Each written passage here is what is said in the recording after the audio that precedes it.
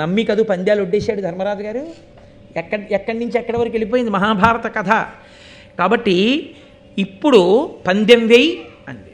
అనగానే లొంగిపోయింది వినత. అలాగే నేను నీకు దాసినవుతాను, తప్పితే నువ్వు నాకు దాసివవు. నువ్వు చెప్పినట్టు గుర్రం తోక చివర నలుపు ఉన్నదో నేను నీకు దాసిని, తెల్లగా ఉన్నదో నువ్వు నాకు దాసి. ఏమిటి ఆవిడ ధైర్యం? గుర్రం తోక కాదు, గుర్రం అంతా తెల్లగా ఉంది. పద చూద్దాం, దగ్గరికి వెడదాం. కద్రువకి తెలియదా దగ్గరకెడితే తెల్లగా ఉంటుంది గుర్రం అని? ఆవిడ లోపల కుటిలమైన ఆలోచనతో ఉంది. వినతయందు అతిశయమున్నా స్వచ్ఛమైన హృదయంతో. ఆవిడలో కుట్రలు లేవు, కుతంత్రాలు లేవు, అసూయ లేదు. కాకపోతే అతిశయ భావన ఉంది. నేను తెలివైన దాన్ని అనుకుంటూ ఉంటుంది పాపం. ఎప్పుడు నేను మంచి నిర్ణయాలు చేసుకుంటాను అనుకుంటూ ఉంటుంది. అదే బలహీనతగా పట్టుకున్నది అవతల. కాబట్టి ఇప్పుడు కద్రువంది మళ్ళీ వినత ఇప్పుడే వెడదాం అనడానికి వీలు లేని మాట చెప్పి వెనక్కి తీసుకెళ్ళిపోవాలి. భర్తకి సేవ చెయ్యవలసిన సమయం ఆసన్నమైంది. ఎందుకంటే ఇప్పుడు ఆయన అగ్నికార్యం చేయడానికి ఇంటికి వస్తాడు స్నానం చేసి. మన ఇద్దరి కర్తవ్యం పత్నులుగా ఆయనకి కావలసినటువంటి మడినీళ్లు పెట్టడం, సమిధలు అందించడం, అగ్నిహోత్రాన్ని సిద్ధం చేయడం, అవి చేసి పెట్టాలి. మేమిద్దరం పందెం కట్టుకున్నాం, అందుకని గుర్రం తెల్లగా ఉందో నల్లగా ఉందో చూడడానికి వెళ్ళాం. నీ కర్మాన నువ్వు స్నానం చేసి మడి కట్టుకుని అగ్నిహోత్రం చేసుకోని అనకూడదుగా. మనం భర్తని అనువర్తించాలి. కాబట్టి మనం ఇంటికి వెళ్ళిపోదాం. రేపొద్దాం. ఎక్కడికి పోతుంది గుర్రం? ఇక్కడే తిరుగుతుంటుంది అంటే చెప్పాను కదూ. వినత తొందరగా పడిపోతుంది పాపం. ఆవిడంది అలాగే. రేపొద్దాం. ఇంటికి వెళ్ళిపోయింది. ఒక రాత్రి సమయాన్ని ఎందుకు అట్టి పెట్టుకుందో తెలుసా అండి కద్రువ? కేవలము వినతని మోసం చెయ్యడం కోసమే పెట్టుకుంది. కాబట్టి ఇప్పుడు ఆవిడ తన బిడ్డలందరినీ సమావేశపరిచింది ఇంట్లో. ఆవిడ బిడ్డలందరూ పాములన్నీ సాధారణంగా నల్లగానే ఉంటాయి. కాబట్టి పాములన్నిటినీ సమావేశపరిచింది. కొడుకుల వంక చూచి ఒక మాట అంది.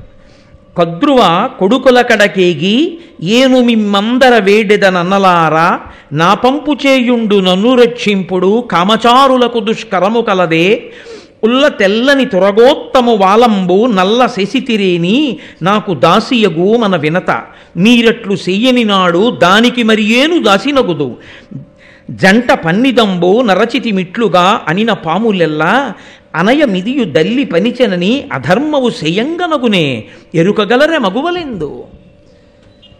ఆవిడ పిల్లల్ని పిలిచింది. గుర్రం తెల్లగా ఉంది అన్న విషయం నాకు తెలుసు, గుర్రం తోక నల్లగా ఉంది అని పందెం కాశాను వినతతో. పందెం కూడా అటువంటి పందెం ఇటువంటి పందెం కాదు. నేను ఓడిపోతే వినతకి దాసినైపోతాను. మీరు కొడుకులు, అమ్మని రక్షించాలి. కాబట్టి మీరు ఏం చేస్తారంటే మీలో కొంతమంది వెళ్ళి ఆ పావు తోకకి చుట్టుకుంటే ఆ పావు తోక నల్లగా కనపడదు.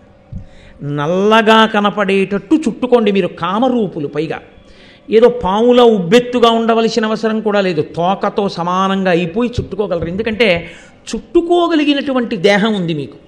ఇప్పుడు నన్ను వెళ్ళి దీనికి చుట్టుకోమన్నారనుకోండి, నేనేం చుట్టుకుంటాను? చుట్టుకోలేను. చుట్టుకోగలిగిన దేహం పావుది. అది చుట్టుకోగలదు ఇలాగ. అలా అవన్నీ సన్నగా ఉన్నట్టు చుట్టుకుని పడుకుంటే ఏదో పైనుంచి కిందకి పడుకుని ఆ తోక కుచ్చులోకి తమ తలలు పెట్టేసాయనుకోండి, తోక నల్లగా ఉన్నట్లే కనపడుతుంది. కాబట్టి మీరు కామరూపులు. ఉపాయం కూడా చెప్పింది. మీరు వెళ్ళి ఆ గుర్రం తోక పట్టుకోండి. పట్టుకుంటే వినత నాకు దాసి అవుతుంది. ఎందుకు అసలు వినత దాసి అవ్వాలి? అసలు ఎందుకు ఆవిడ కడుపులో ఆ బాధ అంటే నన్నయ్య గారిని చెప్పమని మీరు నేను అడగక్కర్లేదు. లోపల పట్టినటువంటి అసూయ ఆమె చేత ఆ మాటలు పలికించింది. తన బిడ్డల దగ్గరకు వెళ్ళి పనికి మాలిన మాటలు తల్లి ఎప్పుడు చెప్పినా చిట్ట చివరకది ఏమవుతుందో తెలుసా? కట్టి కుడిపేస్తుంది. నేను కొన్ని ఇళ్లల్లో వింటుంటాను, నువ్వు పెద్దవాడివైన తర్వాత నీ మేనమామని చెప్పు తీసుకు కొట్టాలంటుంటుంది ఒక్క అక్క చెల్లెలు. ఆవిడికి ఏదో కోపం వచ్చింది. నేను ఒకసారి కాశీక్షేత్రంలో విన్నాను ఈ మాట. ఒక ఆవిడ మాట్లాడుతుంటే తెల్లబోయి, నోటికి అన్నం తింటున్నావా, గడ్డి తింటున్నావమ్మా, పిల్లలకి నువ్వు చెప్పుకోవలసిన నీతి అదే. నీ తోడ పుట్టినవాడు, మేనమామల ముద్దు మేలైన ముద్దు, తాతలకు తా ముద్దు తాను అబ్బాయి. ఇవాళ నీకు మీ అన్నదమ్ముడికి ఏదో చిన్న మాట పట్టింపు వచ్చి ఉండొచ్చు. దానికి నీ కొడుక్కి నువ్వు నేర్పే మాట అదే. నీ కొడుక్కి నువ్వు నూరిపోసేది అదే. నీ కొడుక్కి 25 ఏళ్ళు వచ్చేటప్పటికి నీ అన్నదమ్ముడికి 60 ఏళ్ల వయస్సు వస్తుంది. 60 ఏళ్ల వయస్సు వచ్చేసి షష్ఠి పూర్తికి దగ్గర పడిపోయినటువంటి పెద్దవాణ్ణి మేనల్లుడు వెళ్ళి నిజంగా నువ్వు చేస్తున్న దుర్బోధలు వాడి మనసుకు పట్టి వాడు చెప్పుచ్చు కొడితే నీ వంశం కాలిపోతుంది. మేనమామ పూజనీయుడు, తప్పు చేసినా నాన్న మేనమామకి నమస్కారం పెట్టి వెళ్ళిపో, మామయ్య ఆశీర్వచనమే. ఒకవేళ మామయ్య ఏదైనా అన్నా నీకు ఆశీర్వచనం తప్పు, మేనమామలు అలా అనకూడదు. మేనమామయందు తప్పులు ఎంచి అధికారం నీకు లేదు, నువ్వెవరి ఆయన ఎందు ఎంచడానికి, తప్పు అలా చెప్పకూడదు అని చెప్పడం మానేసి తన అన్నదమ్ముడి మీద కోపం తన బిడ్డలకి నేర్పితే ఆఖరికి వచ్చేటప్పటికి జరిగేది ఏమిటి? వాడికి మేనమామని కొట్టడం ఒకటే రావడం కాదు, మేనమామని కొట్టకముందు చాలామందిని కొట్టి ఈ తల్లి వెళ్ళి బెయిల్ ఇచ్చి కొడుకుని జైల్లోంచి తెచ్చుకోవాల్సిన రోజు వస్తుంది. రాదు. నువ్వు నేర్పిన విషయం ఎక్కడికి పోతుంది? అందున మీకు నేను ఒక విషయం మనవి చేస్తున్నాను. మీరు గరుడోపాఖ్యానంలోనే ఒక గొప్ప ధర్మరహస్యాన్ని వింటారు. అమ్మ ఏం చేస్తుంటే పిల్లలు వెనక అది చేస్తారు. మీరు గమనించండి. పిల్లలకుండే లక్షణం ఏంటంటే అమ్మ ఏం చేస్తే అది చేస్తారు. అమ్మ చీర కట్టుకుంటుంది అనుకోండి, వాడు మగపిల్లాడమనివ్వండి ఆడపిల్లమనివ్వండి, వాడికి ఏం తెలియదు, వాడు ఆ చీర ఇలా కట్టుకునే ప్రయత్నం చేస్తారు. అమ్మ గరిటెలు అవి పెట్టి వంట చేసుకుంటే వాడు వంటింట్లోనే ఆడుకుంటూ ఆ వంకాయలు బెండకాయలు బీరకాయలు పట్టుకుంటాడు. అమ్మ ఎక్కడికన్నా వెళుతుంటే అమ్మ నేను నీతో వచ్చేస్తానని వెంటపడతాడు. అమ్మ కాసేపు కనపడకపోతే అమ్మా అని ఏడుస్తాడు. అమ్మ ఏం చేస్తోందో అదే వాడు చేస్తాడు తప్ప అసలు అమ్మని విడిచి ఇంకొకటి చేద్దామని పిల్లలు అనుకోరు. వాడికి సినిమా అర్థమైందా అర్థం లేదా వేరే విషయం, కానీ వాడు అమ్మతో సినిమాకి వెళ్ళిపోతాడు. ఆ తర్వాత ముందు వెనక కూర్చున్న వాళ్ళ ప్రారంభం వేరు విషయం అనుకోండి, నేను దాని గురించి చెప్పను. కాబట్టి పిల్లలకుండే లక్షణం ఏమిటంటే వాళ్ళకి సమస్తమైన సుఖము అమ్మయే. వాళ్ళ అమ్మను అనుకరిస్తారు. పైగా 1,000,000 మంది చెప్పిన మాట ఒకెత్తు, అమ్మ చెప్పిన మాట ఒక్కటి ఒకెత్తు. మీరు ఎప్పుడైనా పిల్లల్ని గమనించండి. మీరు 1000 మాటలు భారతమాతకు జయజేలు అని చెప్పారనుకోండి, వాడికి అమ్మ ఏం దిక్కుమాలిన దేశం రా, నువ్వు ఇండియాలో ఉండకూడదురా, నువ్వు అమెరికా వెళ్ళిపోవాలరా, ఏం అమెరికా రా, ఏమి గొప్ప దేశం రా, చిచ్చి చిచ్చి చిచ్చి చిచ్చి ఏం దేశం రా అని నేర్పింది అనుకోండి అమ్మ, వాడొక్క నాటికి భారతమాతకు జయజేలు అండు. చిచి చిచి చిచి ఏం దేశం అంటాడు వాడు. అమ్మ 1,000,000 మంది వచ్చి అమెరికా సుసంపన్నమైన దేశం, అక్కడికి వెళ్ళిపోరా, అక్కడ బతకాలు రాని 1,000,000 మంది చెప్పనివ్వండి, ఎందుకురా నీకు అమెరికా? ఈ దేశం, ఈ జాతి, ఈ గంగ, ఈ నీరు, ఈ ఆవులు, ఈ దూడలు, ఈ పౌర్ణమి, ఈ చంద్రుడు, ఈ కొండలు, ఈ ఇల్లు, ఈ అనుబంధాలు నీకు వస్తాయిరా అందనుకోండి. 1,000,000 మంది చెప్పనివ్వండి, నాకెందుకండి అమెరికా అంటాడు. అమ్మ చెప్పినదేదో అదే బుర్రకెక్కుతుంది, అంతే ధర్మశాస్త్రం. అందుకే తల్లి బిడ్డలకి చెప్పేటప్పుడు చాలా పరిణతితో చెప్పవలసి ఉంటుంది. మీరు అందుకే లోకంలో చూడండి, నేను చెప్పే మాటలు పరమ యథార్థాలు మాట్లాడుతున్నాను, ఉబుసుపోని మాటలు నేను మాట్లాడటలేదు. కొడుకు ఎంత సంతోషంగా ఉన్నా తల్లి గభాలన ఏడిచేసింది అనుకోండి, పిల్లాడి మనసు అతలాకుతలం అయిపోతుందండి, కదిలిపోతుందంటే పిల్లాడి మనసు. అమ్మ స్థానం అంత గొప్పది. అమ్మ ప్రత్యేకించి చిన్నతనంలో అమ్మ చెప్పిన మాటలు ఏ ఉన్నాయో అవి హత్తుకుంటాయి. నేను మీకు ఒక సత్యం చెప్తున్నాను, తండ్రి మీద శత్రుత్వం కూడా పిల్లలకు వస్తుంది అమ్మ వేరుగా మాట్లాడితే. మీ నాన్న వల్ల నేను సుఖపడింది ఏముందిరా, మీ నాన్న వల్ల నేను సుఖపడింది ఏముందిరా అని అమ్మ 100 మాటలు అందనుకోండి, నాన్నగారు పనికిమాలినవాడు అన్న భావన కూడా వస్తుంది పిల్లలకి. నేను పరమ యథార్థం చెప్తున్నాను మీకు. గరుడోపాఖ్యానంలో ఈ సత్యాలన్నింటినీ నన్నయ్య గారు ఆవిష్కరిస్తారు. అందుకే అందరికన్నా జాగ్రత్తగా మాట్లాడడం నేర్చుకోవలసింది ఎవరు అంటే తల్లి. తల్లి ఏది పిల్లలతో మాట్లాడుతుందో పిల్లలు అలాగే తయారవుతారు. కాబట్టే తల్లి పరిణతితో మాట్లాడాలి, చాలా జాగ్రత్తగా మాట్లాడాలి. కాబట్టి ఇప్పుడు అమ్మతో ఇలా మాట్లాడితే ఆ పిల్లలు అన్నారు, దేనికమ్మా, దేనికి పిన్నమ్మ నీకు దాసి కావాలి? కేవలము అసూయ తప్ప ఆవిడ దగ్గర జవాబేముంది? కాబట్టి ఆ పిల్లలు అన్నారు, తప్పురా, అమ్మ చెప్పిందని ఇంత అన్యాయమా, మనం వెళ్ళి పాము తోకకి చుట్టుకోవడం ఎందుకు, పిన్నమ్మ అమ్మకి దాసి కావడం ఏమిటి, అన్ని వైభోగాలు వదులుకుని అమ్మకి సేవ చేయడం ఏమిటి, తప్పు. ఇలా ఏదో చెప్పింది కదా అని మనం చేసేయకూడదు, అమ్మ తప్పు కదా, అలా చెయ్యొచ్చా అన్నారు. ఆవిడ ఆశలన్నీ ఎవరి మీద పెట్టుకుందంటే, కొడుకుకి ఏదైనా చెప్పినప్పుడు వాడు వెంటనే తిరిగి అమ్మకి ధర్మం చెప్తే అంతే, ఎక్కడ లేని కోపం వస్తుంది. ఆవిడ వెంటనే నేను మన్నింపబడదను గాక. వ్యగ్రత అన్నది ఎంత ప్రమాదమో తెలుసా అండి? అపారమైన కోపంలో అనరాని మాట నోటి వెంట వచ్చేసింది అనుకోండి, ఆ తర్వాత వచ్చేటటువంటి పరిణామములు భయంకరంగా ఉంటాయి. అయ్యో కోపంలో అనేశానండి అంటే కోపం పోతుందేమో, ఆ వాక్కు యొక్క ప్రభావం పోదు. అందుకే మన వాళ్ళు తిట్టినప్పుడు కూడా మంగళప్రదమైన తిట్టు తిట్టించేవారు తప్ప మంగళప్రదము కాని తిట్టు తిట్టనిచ్చేవారు కాదు. నీ అమ్మ కడుపు మాడా అనేవారు. నీ అమ్మ కడుపు మాడా అన్న తిట్టు ఎందుకు తిట్టేవారో తెలుసా అండి? అదొక్కటే. ఎప్పుడు మా చిన్నతనంలో ఎప్పుడైనా తిడితే పెద్దలు ఆ ఒక్క తిట్టే తిట్టేవారు. నీ అమ్మ కడుపు మాడా అన్న మాటకు అర్థం ఏమిటంటే, నీ అమ్మ కడుపున నీలాగే అనేక మంది బిడ్డలు ప్రసవించి నీ అమ్మ పథ్యం చేసి కడుపు కాలుతున్నా పిల్లలకి పాలిచ్చి అనేక మంది పిల్లలకు తల్లి అయి అందరూ దీర్ఘాయుష్మంతులై నువ్వు మీ పిల్లలు అమ్మ నాన్న సుఖముగా ఉండెదరుగాక ఆశీపూర్వకమైనటువంటి తిట్లే తప్ప తిట్టులో కూడా పొరపాటున కూడా వ్యగ్రతతో వాక్కునందు వ్యగ్రత దుష్పరిణామములకు దారితీసేటట్టుగా నోటి వెంట మాట మాట్లాడడం అన్నది లేదు. మాటల చేత దేవతలు మన్నన చేసి వరంబులిత్తురున్. ఆ మాట వలన దేవతలు మన్నన చేసి వరం ఇస్తారు. నువ్వు చాలా గొప్పగా అభిషేకం చేసి పూజ చేసి తాదాత్మ్యతతో బయటికి వచ్చావు, గభాలన అనేసావు మాట. సత్యం అయిపోతుంది అంతే. గభాలన ఒక్కొక్కసారి అన్నమాట నిజమైపోతుంది. అది కట్టి కుడిపిన తర్వాత అయ్యో ఆ రోజునంత కోపం తెచ్చుకోకుండా ఉండవలసింది, ఆ కోపం తెచ్చుకోకుండా ఉండవలసిందని బాధపడితే ఉపయోగం ఉండదు. కోపము అన్నది నోటికి వచ్చేయాలి, కానీ మనసుకి భర్తని అంటున్నానా బిడ్డలను అంటున్నానా ఏమీ ఉండదు. అందుకే తిట్లలో అత్యంత భయంకరమైన తిట్టు ఏమిటో తెలుసా అండి? బూడిద అంటుంటారు, లేకపోతే చావు అంటుంటారు. తప్పు. అస్తమానం 10 మార్లు నోటి వెంట అసలు అటువంటి మాట రాకూడదు. ఇంట్లో అటువంటి మాట అసలు అనకూడదు. పసిపిల్లల్ని అనునయించి మాట్లాడడంలో కొన్ని ఇళ్లల్లో ఎంత మంగళకరమైనటువంటి మాటలు ఉంటాయో కొంతమంది పెద్దవాళ్ళ నోటి వెంట అంత అమంగళకరమైన మాటలు పిల్లల్ని ఉద్దేశించి మాట్లాడతారు. అలా ఉండకూడదు వాక్కు. ఆ కోపం అవధి లేకుండా పుట్టింది ఎక్కడి నుంచి? అసూయలోంచి. నేను మీతో మనవి చేశాను కదా, చెట్టు తొర్రలో అగ్ని రాజుకోవడం మొదలవ్వాలి, కానీ ఎంత పచ్చని చెట్టు కాలిపోతుంది. అసూయలోంచి అపారమైన కోపం వచ్చింది. కోపం వచ్చేసి ఆవిడంది, మీరు నేను చెప్పిన మాట వినలేదు.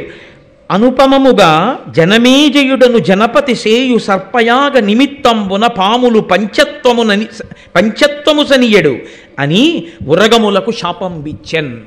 జనమేజయుడనేటటువంటి రాజు చేసేటటువంటి సర్పయాగంలో ఈ పాములన్నీ పడి కాలి చచ్చిపోవునుగాక.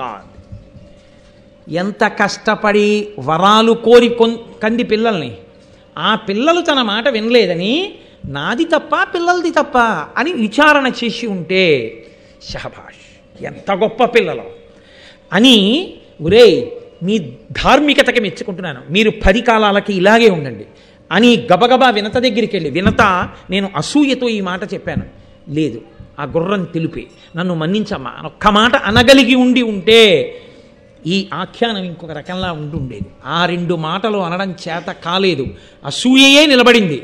అంతే, తన బిడ్డలు చనిపోవాలని తానే శాపం ఇచ్చేసి. ఇదే గాంధారీ ధృతరాష్ట్రుల యందు ప్రవేశించినటువంటి అసూయ పిల్లలకి ఇలాగే దుర్బుద్ధులు చెప్పి దుర్యోధన దుశ్శాసనాదుల్ని పెంచి పోషించి తన బిడ్డలు తన వంశం నశించేటట్టు ధృతరాష్ట్రుడు గాంధారీ చేసుకున్నారు. ఆది పర్వంలో మిగిలిన మహాభారతానికి పునాది అని నేను మీకు మనవి చేశాను. ఆ మహాభారతానికి ఇది పునాది అయితే మన కుటుంబాల యొక్క వృద్ధికి, మన కుటుంబాల యొక్క ఇంకొక స్థితికి కూడా మనలో ఉండకూడని ఏ గుణము మనం పరిశీలించవలసి ఉంటుందో, దేని వలన చెట్లు పచ్చగా ఉంటాయో, దేని వలన పచ్చని చెట్లు కాలిపోతాయో మనకి మహాభారతం నిర్దేశిస్తుంది. కాబట్టి అంత పెద్ద శాపవాక్యాన్ని విడిచిపెట్టేసింది. ఇంత పెద్ద శాపవాక్యాన్ని విడిచిపెడితే పావులన్నీ కలవరపడ్డాయి. అయ్యి బాబోయ్ ఇదేమిట్రా ఇంత పెద్ద వాక్యం విడిచిపెట్టేసింది అమ్మ శాపానికి కానీ మనం వశులం అయిపోయామా చచ్చిపోతాం. కాబట్టి అమ్మ మాట విందామా, ధర్మానికి కట్టుబడదామా, బతకడం కోసం అమ్మ మాటే విందాం. నేను మీతో మనవి చేశాను కదూ, అమ్మ మాట ఎంత దూరమైనా తీసుకెడుతుంది, గాంధారి మాట ఎంత దూరమైనా తీసుకెళ్ళింది మహాభారతాన్ని. అందుకని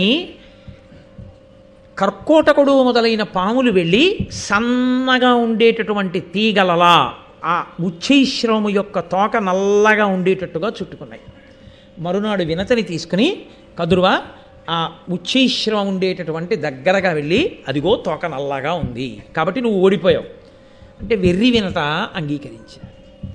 అంగీకరించిన ఉత్తరక్షణం నుంచి వినత కదురువకు దాసి అయిపోయి ఇక తాను సంతోషంగా ఉండడం అన్నది ఏమైనా ఉంటుందా? ఇహ లేదు.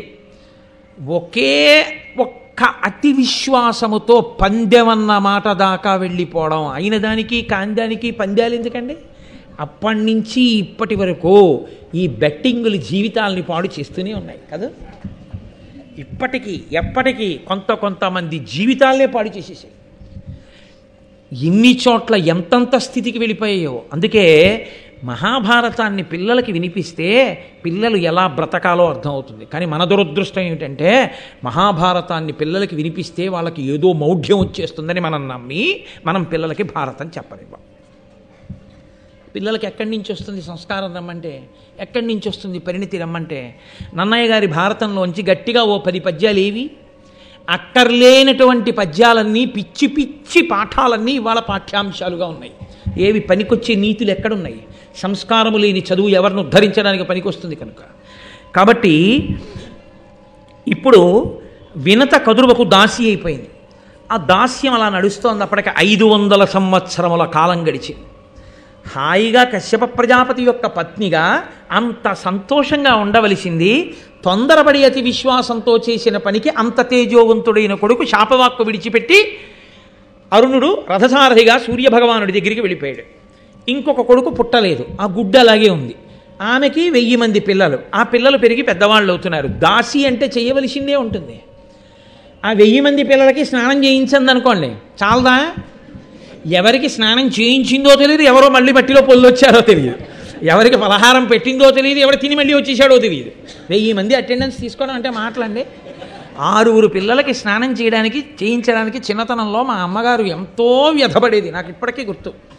మమ్మల్ని 6 పండగ వస్తే వరుస క్రమంలో నించోపెట్టి మా అన్నదమ్ముల్ని అక్క చెల్లెళ్ళని ఒళ్ళంతా నూనె పెట్టి ఒళ్ళంతా నలుగు పెట్టి చెమట పట్టేస్తుంటే పిచ్చి తల్లి అలాగే ఆ జుత్తు ముడేసుకుంటూ ఆ పమిట కొంగు బిగించుకుంటూ ఇంత గిన్నెలో ఆ నలుగంతా తీసి మా ఒళ్ళంతా పెట్టి ఆటలాడతారా మచ్చలు పడిపోతాయని, మచ్చలు పడకూడదని ఒళ్ళంతా నలుగు పెట్టి నూనె రాసి మళ్ళీ 6వ వాడికి నలుగు పెట్టిన తర్వాత మొదటివాడికి నూనె ఇంకుతుందని వాణ్ణి పిలిచి 6 ఆసనాలు వేసి కూర్చోబెట్టి తల మీద నూనె పెట్టి ఆశీర్వచనాలు చేసి మళ్ళీ ఒంగుని కుంకుడు పులుసు పోసి తల రుద్ది ఒళ్ళు రుద్దుతుంటే కంట్లో పడిపోయిందనేమో ఒకడు.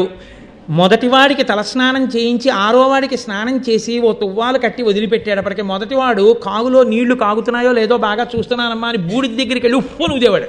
ఒళ్ళంతా బూడితో మళ్ళీ సిద్ధం వాడు, తల మీద బూడితో.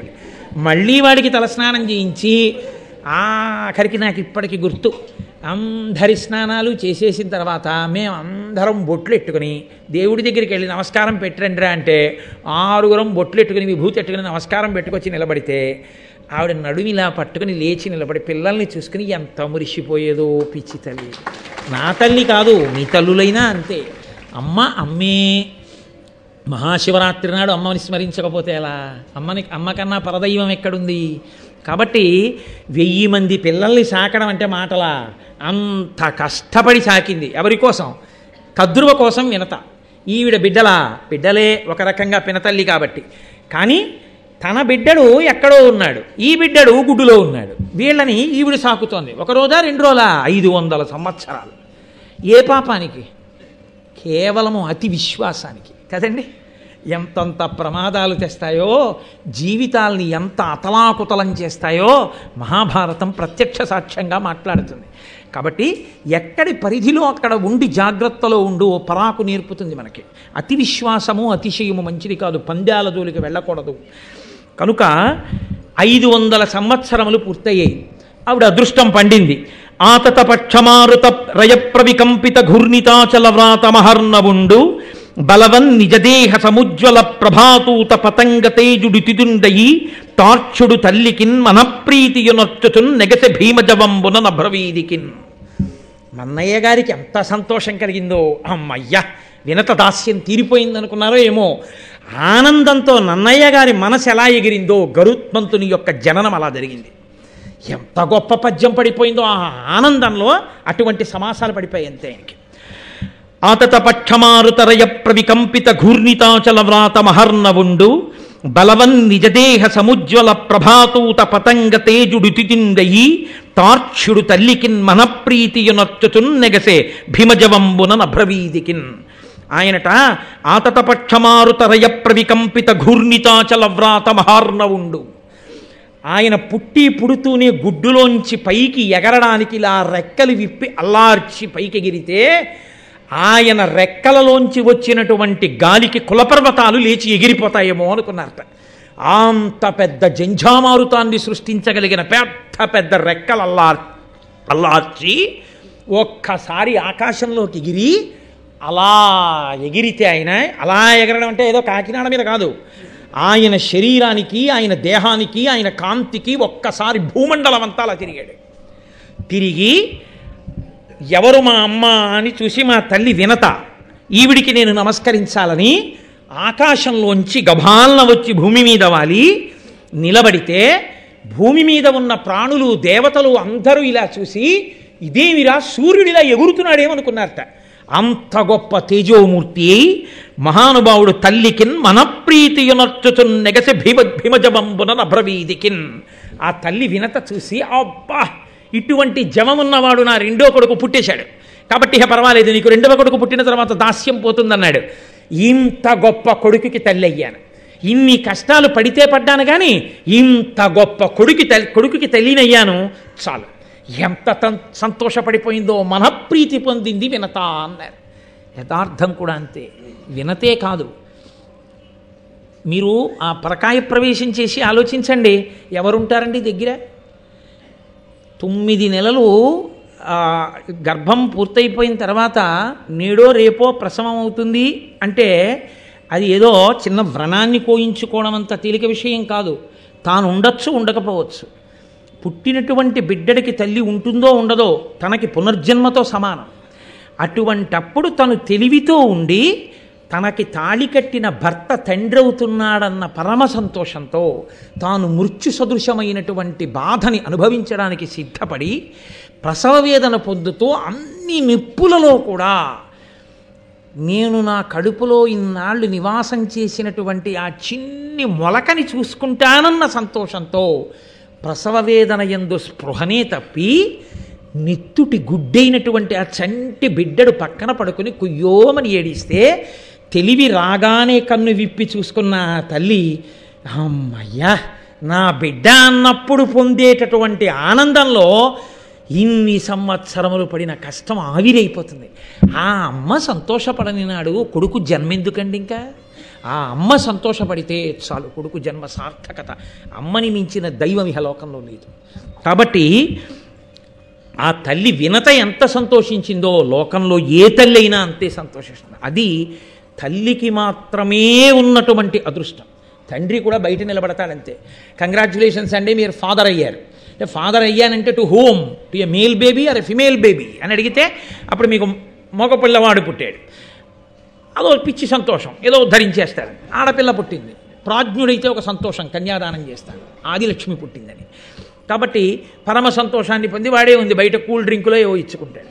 కానీ ఈవిడ పిచ్చి తల్లికి ఎన్ని మెట్లంటే బిడ్డండి చూసుకుని ఒక సంతోషం, వాడిని తడిమి చూసుకుని ఒక సంతోషం, వాడి పుట్టుమచ్చలు చూసుకుని ఒక సంతోషం, వాడి జుత్తు నొక్కులుగా ఉంటే మా ఆయన జుత్తని సంతోషం, చేతులు పొడుగ్గా ఉంటే మా నాన్నగారి చేతులని సంతోషం, కళ్ళు అందంగా ఉంటే నా కళ్ళే వచ్చాయని సంతోషం, బుగ్గలు చూసి మా అమ్మ బుగ్గలని సంతోషం, వేళ్ళు చూసుకుని మా అత్తగారి వేళ్ళని సంతోషం. ఇన్ని పోలికలు పోల్చుకుని ఇంత బాధ మర్చిపోయి అంత సంతోషపడిపోయి ఆ భర్త లోపలికి వచ్చి ఆ పిల్లాన్ని చూసుకుంటున్నప్పుడు భర్త కళ్ళల్లో మెరుపు చూసి తాను ఎంత మురిసిపోతుందో. అందుకు కదండి అసలు ఆడదాని వల్లరా నెలకో వర్షం, వాళ్ళ వల్లరా నువ్వు బతుకుతున్నావు అంది శాస్త్రం. పరమ యథార్థం. నిజంగా అటువంటి ఆడదాన్ని ఖేద పెట్టడం, అటువంటి ఆడదాని మీద పరిహాసం చేయడం ధర్మశాస్త్రంలో లేదు. మన ప్రారంధం కొద్దీ అక్కర్లేని పశ్చిమ దేశాల సంస్కృతిని దిగుమతి చేసుకుని ఇంత హేయమైన రీతిలో ఇవాళ మనం సరే మిగిలిన విషయాలు నాకెందుకు కానీ పవిత్రమైన మాటలు చాలు. మహాశివరాత్రి పూట ఇతర ఇంకొక కోణం నాకెందుకు. కాబట్టి ఆ మహానుభావుట ఇంతటి తేజోవంతుడై మా నాన్నగారు ఎక్కడా అని అడగలేదుట. ఆయన అంత వేగంగా ఆకాశంలో వెళ్ళిపోతుంటే దారుణ కల్పాంత మరుత్ప్రేరిత హవ్య వహ శిఖల పెళ్లిదియని బృందారకముని బృంద స్తుతి పోరన తానగ్ని సూక్తములతో నెసగెన్. దేవతలు ఋషులు అందరూ అనుకున్నారట, ఓహో ప్రళయకాలం వచ్చేసిందిలా ఉంది, ప్రళయకాలంలో ఉండేటటువంటి అగ్నిహోత్రం వ్యాపిస్తోందన్నమాట అంతటా. అయ్య బాబోయ్ ఎంత తేజోవంతంగా ఉందోనని రక్ష చెయ్యి అని అగ్ని సూక్తములతో అగ్నిహోత్రుడు వ్యాపిస్తున్నాడని అగ్ని సూక్తములతో ప్రార్థన చేశారట. తెలుగు భారతంలో లేదు కానీ అగ్నిహోత్రుడు కనపడి చెప్తాడు, నేను కాదయ్యా గరుత్మంతుడని మహాపురుషుడు ఆవిర్భవించాడు, సుపర్ణుడు, ఆయన రెక్కలతో ఎగురుతున్నాడు, ఆయన నేను కాదని చెప్తే అప్పుడు ఆయన్ని కీర్తించాడు. ఆయనట అంత వేగంతో ఆకాశంలో తిరిగి నా తండ్రి ఎవరనలేదు, మాతృదేవోభవ, మొదటి నమస్కారం తల్లికే. ఆ తల్లి గౌరవం తెలుసున్నవాడికి లోకంలో అన్నిటికన్నా పోయిందని ఏడవలసిన రోజు ఏదైనా ఉంటే తల్లి పోయిన రోజు ఒకటి. నాకు లేదని ఏడవలసిన రోజు ఏదైనా ఉంటే నాకు తల్లి లేదని గుర్తొచ్చినప్పుడు మాత్రమే, ఇంకా దేనికి ఏడవక్కర్లేదు. మళ్ళీ అలా ఏడవలసిన రోజు రాకూడదు పురుషుడి జీవితంలో. మళ్ళీ తల్లి స్థానంలో తల్లి స్థానంగా నిలబడి అనునయించగలిగిన ఏకైక వ్యక్తి పత్ని. ఆమె వెళ్ళిపోయిన నాడిక పురుషుడంత దరిద్రుడు వేడొకడు లేడు. అందుకే అష్టదరిద్రాల్లో ఒకటిగా చెప్పారు. కాబట్టి ఆయన హరికులిషక్షతి ఎరుగని గురుతర పక్షములతోడి కులగురివోలెన్ గరుడండు గగనగతి ఉరుతర జవమున నరుగు దించి తల్లికి బ్రొక్కెన్. ఇది నన్నయ్య గారు మన జాతికి నేర్పినటువంటి పాఠం. ఆయన ఎటువంటి వాడు, దేవేంద్రుడు విడిచిపెట్టినటువంటి వజ్రాయుధం పర్వతముల యొక్క రెక్కల్ని కోసేసింది ఒకప్పుడు.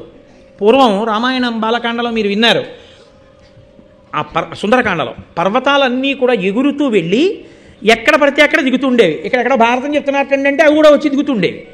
అవి వచ్చి దిగితే ఆ మోటార్ సైకిళ్ళు ఏమైపోవాలి, ఆ సైకిళ్ళు ఏమైపోవాలి, ఆ కార్లు ఏమైపోవాలి, ప్రజలు గగ్గోలు పెట్టేస్తున్నారని దేవేంద్రుడు ఏం చేశాడంటే పర్వతాల యొక్క పక్షములను రెక్కలన్నింటినీ తరిగేశాడు. తరిగేస్తే పర్వతాలు ఎగరకుండా ఎక్కడెక్కడో కూర్చుండిపోయి దేవేంద్రుడి చేత తరగబడడానికి సాధ్యము కానంత శక్తివంతమైన రెక్కలు కలిగిన ఒక కులపర్వతము ఉంది. అది ఎగిరితే ఆకాశంలో ఎలా ఉంటుందో అలా ఎగిరేట గరుత్మంతుడు.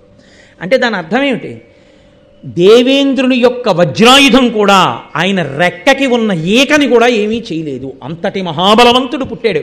ఇంతటి బలవంతుడై ఆకాశంలో ఒక్కసారి అలా ఎగిరి కిందకి దిగి వచ్చి వెంటనే తన తల్లి వినతని చూసి అబ్బా మా అమ్మ అని పొంగిపోయి ఆ తల అమ్మ పాదాలకి తగిలేటట్టుగా ఉంచి నమస్కరించి అమ్మ వంక చూసి నమస్కరిస్తూ నిలబడ్డట. ఆ వినత పొంగిపోయింది చూసి, అబ్బా ఎటువంటి కొడుకు నా కొడుకని. చాలు, ఇవాళ అమృతప్రాయమైనటువంటి ఒక ఘట్టం గరుత్మంతుని యొక్క ఆవిర్భావాన్ని విన్నాం. నాకు కూడా కొంచెం ఇవాళ ఉపవాసం చేత కాస్త ఓపిక తక్కువ ఉంటుంది కదా, అందుకని ఒక అరగంట ఉపన్యాసానికి మినహాయింపునిప్పించండి. రేపటి రోజు మళ్ళీ గరుత్మంతుడు బయలుదేరడం, అమృతాన్ని తీసుకురావడం, ఇవన్నీ అత్యద్భుతమైనటువంటి ఘట్టములు ఎదుర నడుస్తాయి. నేను వ్యక్తిగతంగా మీతో విజ్ఞాపన చేసేది ఒకటే, మీకు ఏమాత్రం అవకాశం ఉన్నా అమృతోత్పాదనము మాత్రము తప్పకుండా, అమృతాపహరణములు మాత్రము తప్పకుండా వినండి అందరూ. ఎందుకని అంటే అది నేనేదో సరదా కోసమో లేకపోతే మీ అందరూ వస్తారనో నేను చెప్పట్లేదు. నాకు అసలు ఆ జనం పిచ్చే లేదు. ఒక్క కారణానికే చెప్తున్నాను, అమృతాపహరణ ఘట్టము అంత గొప్పది, చాలా చాలా గొప్పది. దానికి నన్నయ్య గారు ఫలశ్రుతి చెప్పారు అంటే ఎంత గొప్పదో చూడండి. కాబట్టి రేపటి రోజున ఈ ఘట్టాన్ని కొనసాగింపు చేస్తాను. ఇప్పుడు నేను మంగళం చెప్పిన తర్వాత మీతో శివరాత్రి కార్యక్రమం గురించి మనవి చేస్తాను. దయచేసి మీరు అలాగే కూర్చుని ఉండండి. మంగళాశాసనపరై మదాచార్య పురోగమై సర్వైశ్చ పూర్వైరాచార్యై సత్కృతాయాస్తు మంగళం. మంగళం కోసలేంద్రాయ మహనీయ గుణాత్మనే చక్రవర్తి తనూజాయ సర్వభౌమాయ మంగళం. ఉమాకాంతాయ కాంతాయ కామితార్థప్రదాయినే శ్రీగిరీశాయ దేవాయ మలినాథాయ మంగళం. కరచరణకృతం వా కర్మవాక్కాయజం వా శ్రవణనైజం వా మనసం వాపరాధం విహితమవిహితం వా సర్వమేత్తక్షమస్వ శివ శివ కరుణాబ్ధే శ్రీ మహాదేవ శంభో సర్వం శ్రీ ఉమామహేశ్వర బ్రహ్మార్పణమస్తు. స్వస్తి.